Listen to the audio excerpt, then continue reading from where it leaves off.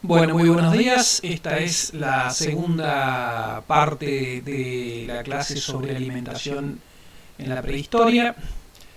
Es 27 de mayo de 2020 y nos vamos a referir puntualmente a cómo el hombre se alimentaba, cómo nuestros ancestros, y ya podemos decir nuestros ancestros directos porque somos herederos genéticos y culturales del mismo, el hombre de Cromañón, cómo se alimentaba. Y vamos a tomar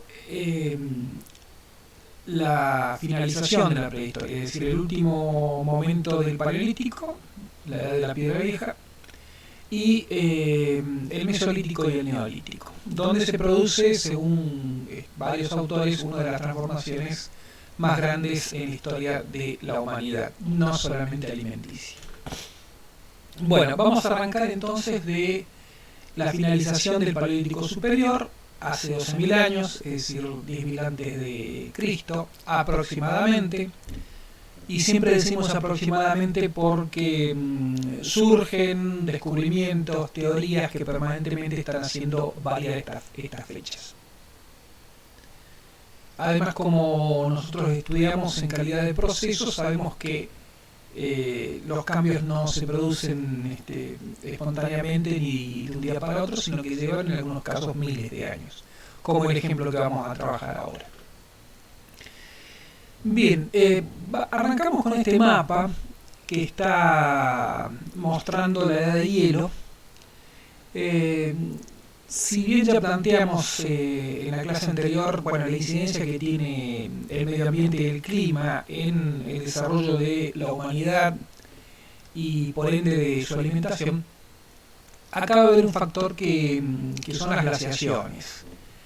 Cada tanto la Tierra sufre un periodo de glaciación, que es un periodo de enfriamiento, y cada tanto esa glaciación sufre lo que se conoce como los interglaciares, que es que la Tierra se calienta.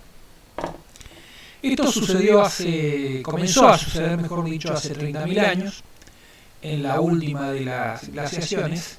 La Tierra comienza a calentarse y ese proceso finaliza aproximadamente en el 10.000. Lo cierto es que va a haber toda una serie de cambios lógicos que se van a producir. Las manchas blancas son casquetes de hielo. Lo dije en la clase anterior, lo repito ahora. Había zonas que hoy en día son ciudades donde el casquete polar, el casquete de hielo, llegaba a los 2 kilómetros inclusive. Imposible todavía en relación a eso. Pero bueno, lo cierto es que hace 30.000 años hay un proceso de calentamiento de la Tierra. Eso va a llevar a que los hielos se derritan y el nivel del mar se suba. Un ejemplo, la costa patagónica en el periodo de frío, cuando el hielo estaba consolidado, era de 30 a 60 metros más baja, es decir que todo lo que es costa ahora inundado por el agua, antes eran tierra firme, tierra que podía ser habitada por hombres, por animales y por plantas. Bueno, este es el mapa de vegetación de hace 18.000 años, ¿sí?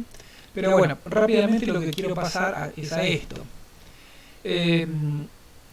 El cambio fundamental que se va a producir con esta glaciación, con este periodo de calentamiento, mejor dicho, es que hay toda una serie de plantas y de animales que van a desaparecer.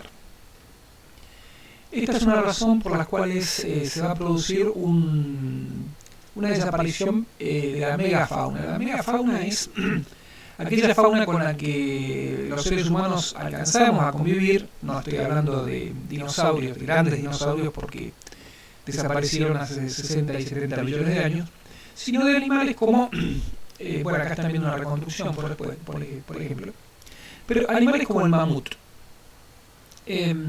Ustedes leyeron un texto que se llama La Casa del Mamut, donde están viendo hace 20.000 años cómo se producía una caza de mamut. Este animal aportaba fuentes proteicas, carne, grasa, tendones, cuero. Lo cierto es que hay un periodo que del 14.000 al 8.000 donde desaparecen definitivamente, ¿sí? Bueno, esto es una noticia del día de la fecha, la semana pasada. Esto para que vean que eran vecinos nuestros, no estamos hablando del norte de Europa o Rusia. Esto es una excavación, se están haciendo en México los preparativos para una nueva pista de aterrizaje, un nuevo aeropuerto, y se encontraron con 60 esqueletos de mamut. Es decir que México, América, unos kilometritos más arriba dentro de lo que es actualmente América, ya tenemos mamut con los que el hombre no solamente convivió, sino seguramente los cazó y se alimentó. Mamut, rinoceronte lanudo, esto sí está ubicado en Rusia, pero después hubo toda una serie de decenas y centenas mejor dicho, de grandes animales, algunos de los cuales eran una fuente de provisión alimenticia y de indumentaria del hombre sin precedentes. Bueno, hasta hace 8.000 años esta megafauna desaparece. No es la única causa por la cual el hombre va a cambiar su forma de vida, ¿sí?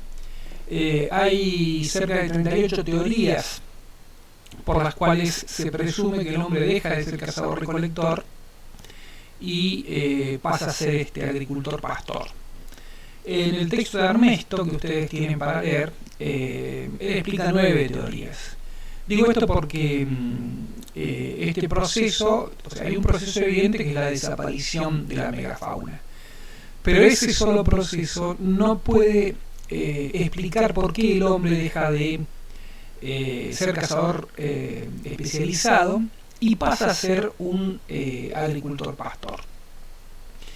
Cuando me refiero a cazador especializado, no significa que se especialice en una sola especie animal, sino un aprovechamiento integral del recurso.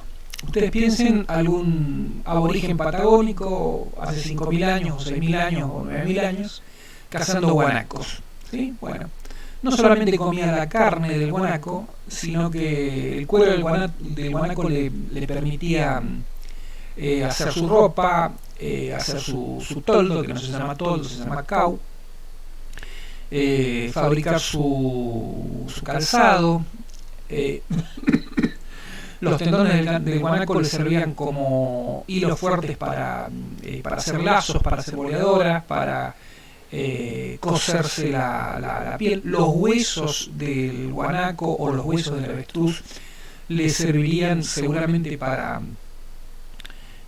perforar cueros, para hacer agujas de hueso. Bueno, es decir, cazador especializado es un cazador que conoce el medio ambiente de una manera extraordinaria. Ya tiene el ejemplo de los bosquimanos, que trabajamos en las primeras clases, pero bueno, el cazador especializado conoce el medio ambiente porque vive de él y sabe aprovechar el recurso al máximo. Bien, este proceso, este paso, Armesto lo trata en 2 capítulos: la tierra comestible y criar para comer, que son los capítulos que ustedes seguramente ya han leído, estudiado, buscado las imágenes, etcétera, etcétera, etcétera. Hace 10.000 años la mayoría de la humanidad era cazadora-recolectora, tenía una forma de vida nómade, una sociedad igualitaria, no había clase social, no había diferencias sociales, sí había distribución de trabajo, no existían las ciudades, comía lo que cazaba o lo que recolectaba. 8.000 años más tarde, en el 2000 antes de Cristo, ya la mayoría de la humanidad había sufrido un cambio radical en su forma de vida. Había dejado atrás el nomadismo, se había asentado en aldeas, tenía recipientes para cocinar que no eran los cueros y las tripas de los animales. La dieta se había desplazado de las proteínas a las harinas. Bueno, este es un proceso, como dije yo, es un proceso largo, lento. Bueno, este es uno de los cuadros más didácticos que he encontrado para que ustedes se ubiquen, con la aclaración de que son cronologías tentativas y que no son cronologías, o sea, estas fechas no se pueden aplicar a todas las partes del mundo, porque en las distintas partes del mundo fue el proceso distinto, ¿sí? Bueno, lo que sí me interesa que ustedes vean es que este autor, que se llama Romero Montilla, toma el Mesolítico. ¿Mesolítico qué es? Es el tránsito, el intermedio entre el Paleolítico y el Neolítico. Meso significa medio, o sea, al medio de la piedra vieja con respecto a la piedra nueva. Bueno, y ahí inclusive llega a lo que es la historia, que nosotros no vamos a tratar en la clase de hoy.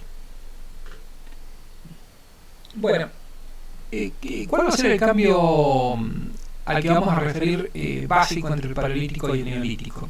Puntualmente esa transición que se conoce como Mesolítico. Se acaban las grandes fuentes proteicas, o sea, se extinguen los grandes mamíferos. Entonces los cazadores-recolectores, que siguen siendo cazadores-recolectores, asientan la presión de caza en las costas de los mares, las costas de los ríos y los lagos y lagunas. Los moluscos fluviales y marinos y los peces fluviales y marinos se convierten en la fuente alimenticia básica, ¿sí? Hay una fuerte presión en la caza submarina, la caza fluvial, porque la pesca es caza.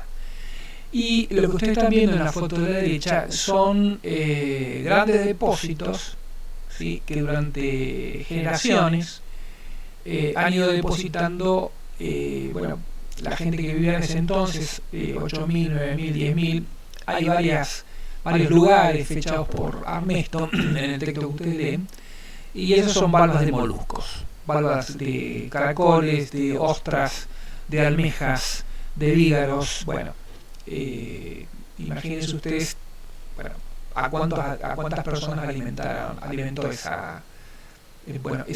restos. Gordon Childe, que era un antropólogo inglés, habla de revolución neolítica. ¿Qué es una revolución? Una revolución es un cambio integral, completo e irreversible. Y en ese sentido, Childe tenía razón, porque el cambio del cazador-recolector a el productor es un cambio revolucionario. Es un cambio integral, es un cambio que no tiene marcha atrás, ¿sí? Sin embargo, el concepto de revolución no tiene precisión. ¿En qué sentido? Las revoluciones generalmente son rápidas. Una revolución es un giro sobre un eje, pero es un fenómeno de corto tiempo.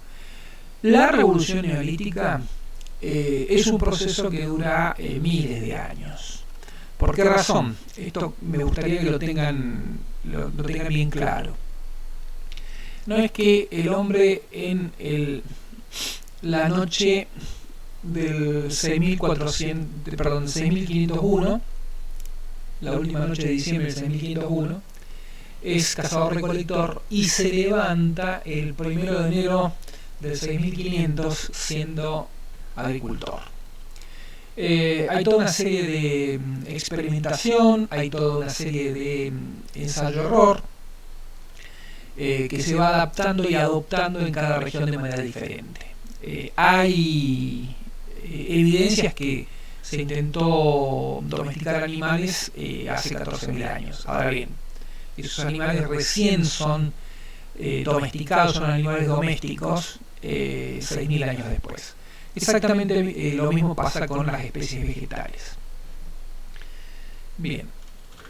Bueno, odio leer los powers, sí, pero bueno, estos son los conceptos básicos que voy a desarrollar en las imágenes que veamos más adelante. Los cambios más profundos que se dan son estos.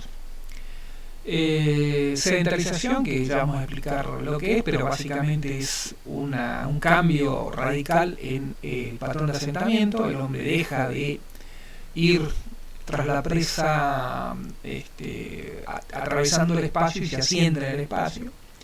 Se pasa de una economía de caza y recolección. La han llamado economía parásita. Creo que es inexacta porque el hombre no dañaba la naturaleza durante los 2 millones de años que fue cazador-recolector. A una economía de producción. O sea, el hombre no obtiene los productos de la naturaleza, sino que los produce. Esto que es un éxito adaptativo para el hombre, también es un éxito adaptativo para las especies domesticadas. ¿En qué sentido? Bueno, ustedes piensen que de todas las especies animales y vegetales no fueron domesticadas todas.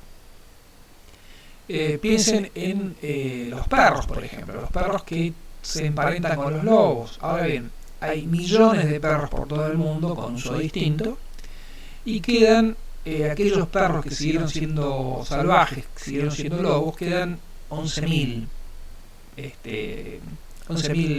perros. Se ha perdido en los últimos 500 años algo así como el 50% de las especies animales. Pero bueno, las especies que le sirven al ser humano para su alimentación y otros usos, que piensen en el trigo, la avena, la cebada, la vaca, el caballo, la cabra, la oveja, han tenido éxito sobre el resto de especies. Bueno, mayor alimentación se tradujo en una explosión demográfica. Después voy a darle los números. La sociedad, que durante el Paleolítico era una sociedad igualitaria, no había clases sociales, pasa a ser una sociedad jerárquica y estratificada. Va a haber quien mande, quien obedezca, va a haber quien sepa manejar saberes técnicos y otros van a manejar saberes de tipo intelectual. El espacio va a cambiar, el concepto del espacio, porque va a aparecer la propiedad privada. La primera propiedad va a ser la tierra. Eso también va a traer aparejado los conflictos, la guerra. Bueno, sobre lo que vamos a acentuar es esto, es el cambio en la dieta alimentaria. Eso sí va a ser rotundo. El hombre del Paleolítico tenía una dieta variadísima.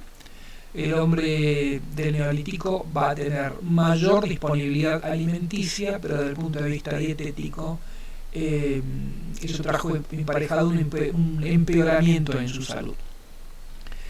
La alimentación produce transformaciones físicas. Ya voy a dar algunos datos. Bueno, y las enfermedades que antes pululaban con los animales cuando eran salvajes, al convivir con los animales al lado de un corral o dentro de una casa, las enfermedades aparecen en el hombre. Nosotros en el primer capítulo de Ernesto y en el cerdo abominable ya sabemos de qué enfermedades estamos hablando. Bueno, el mundo abstracto, el mundo de la religión, el mundo de la creencia sistematizada va a aparecer en el Neolítico. Y desde el punto de vista material va a haber una transformación. Lo que antes era útil para el cazador-recolector, el arpón, la punta de la lanza, la flecha, bueno, todo ello va a ser resignificado en función de la nueva producción, ¿no? O sea, piedra pulida, cerámica y metalurgia. Bueno, eso es un anticipo de lo que vamos a desarrollar. Bueno, un concepto clave.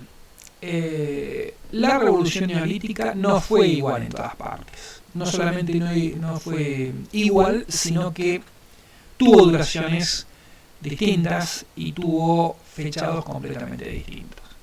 En muchos lugares estamos todavía en el neolítico pleno y en otros ya arrancó la historia. En muchos lugares tenemos cazadores recolectores. Piensen ustedes en las primeras culturas que fuimos estudiando. Yanomami, bosquimanos siguen siendo en el siglo XX cazadores recolectores, cuando ya en la Siria, Irak, Irán del 3000 antes de Cristo hay grandes, o sea, 5000 años antes hay grandes ciudades. No fue igual y fue distinto. Bueno, estos son los primeros viveros agrícolas de la humanidad. Es mucho más amplio, por supuesto, porque nosotros no vivimos solamente con lo que está planteado en este mapa, ¿no? Pero los productos básicos van a ser estos. Una declaración: este mapa dice judía. Cuando habla de judía o de frijol, nosotros hablamos de porotos, ¿sí?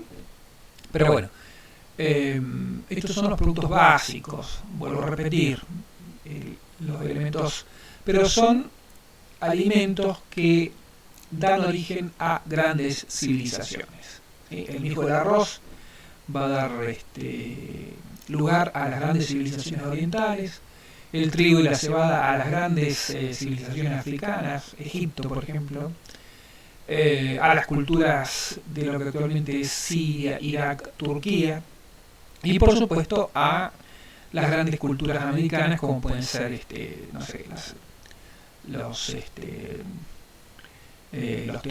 teotihuacanos, los chibchas, los moches, los chimúes, los mayas, ¿sí?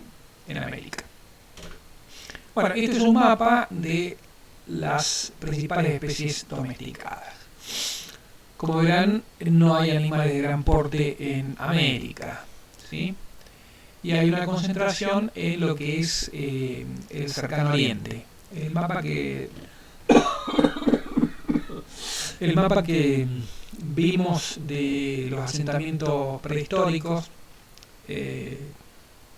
bueno, va a coincidir con la domesticación de animales, ¿sí? Bueno, tenemos desde el cerdo en Oriente hasta el cuye en lo que actualmente es Perú y Bolivia, ¿no? Bueno, cuando decía que no es igual en todas partes, ¿a qué me refería a esto? Por ejemplo, el proceso de neolitización que se da en el Próximo Oriente, en lo que es Siria, Irak, Líbano, Palestina, es un proceso que dura unos miles de años. Primero se domestican plantas, luego aparece la cerámica, luego grandes animales antes. Bueno, ese paquete cerrado llega a Europa. ¿A qué me refiero? Europa no tiene un proceso que se pasa del paleolítico al neolítico, sino que ya recibe toda esta innovación, todo este invento que viene de el Oriente Próximo. O sea, Europa culturalmente es hija heredera de el Próximo Oriente. Bueno, y junto con los animales y el cambio en la dieta aparecen algunos elementos. Lo que vemos arriba no es una versión hippie del coronavirus, sino es la Ictericia coli, que junto con el anthrax, la triquinosis, la salmonela, son las pestes que el hombre paga por domesticar animales. Desde el punto de vista físico, no recuerdo si lo dije en la clase anterior, pero El cazador paleolítico era una persona muy bien alimentada, de una altura de 1,77 m, 1,87 m, que moría prácticamente sin perder piezas dentales. Con el cambio de la dieta y con los animales, bueno, vamos a tener eso, vamos a ver que el hombre del neolítico, bueno, va a tener una pérdida de dentadura, va a tener problemas de calcificación, va a tener problemas de columna, problemas en las rodillas por la postura que tiene que adoptar cuando muere, granos, los problemas de cintura y columna por su forma de trabajar, agachado. Es decir, hay toda una serie de ventajas, pero también de desventajas, ¿no? Bueno, este es uno de los grandes cambios físicos del hombre. Estamos hablando del Cromañón, ¿no? Los hombres que aparecen a la izquierda desaparecieron. Hace 20.000 años, bueno, el Homo de Heidelberg mucho antes, pero el hombre de Neandertal convive con el Cromañón, con el hombre moderno.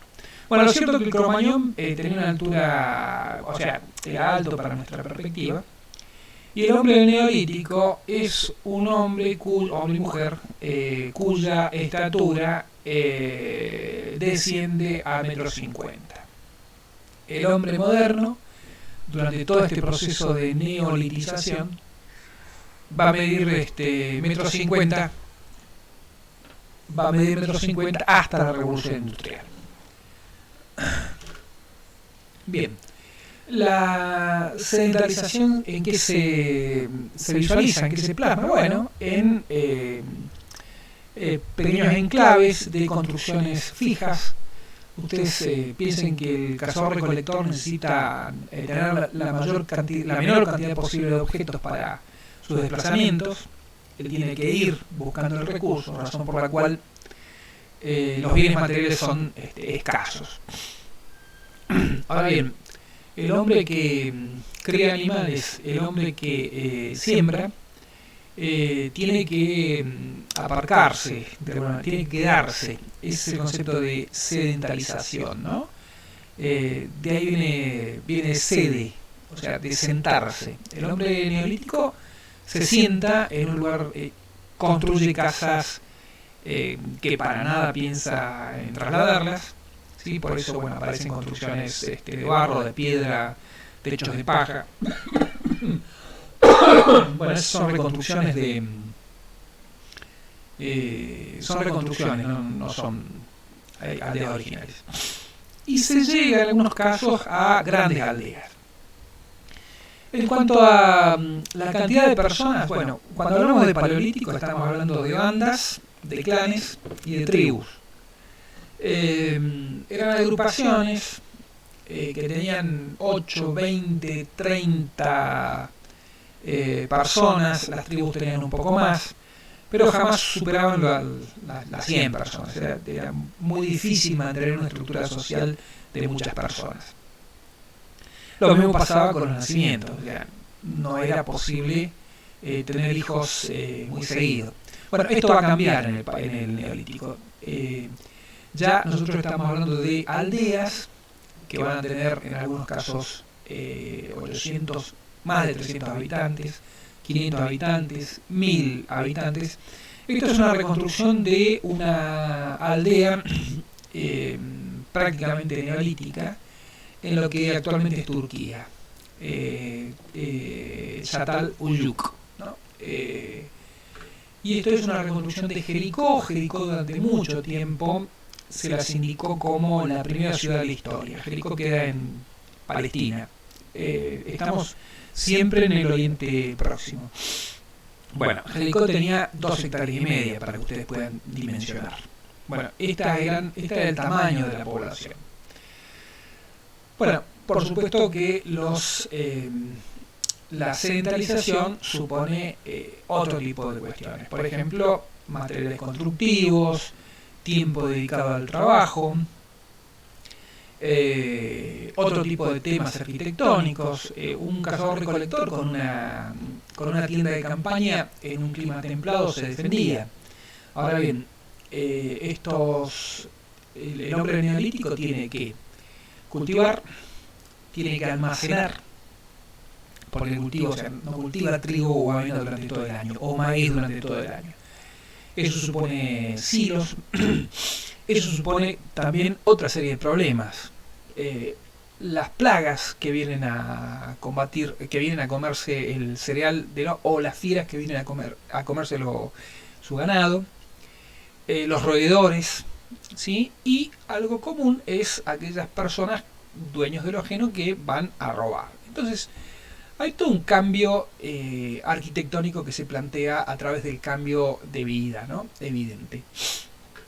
Bueno, esta es una reconstrucción de una pieza de, de Çatalhöyük. Fíjense que hay un horno donde se cocina y una mano de moler.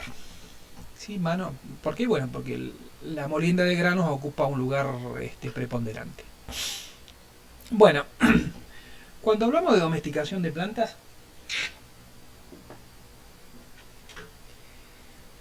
¿a qué nos referimos?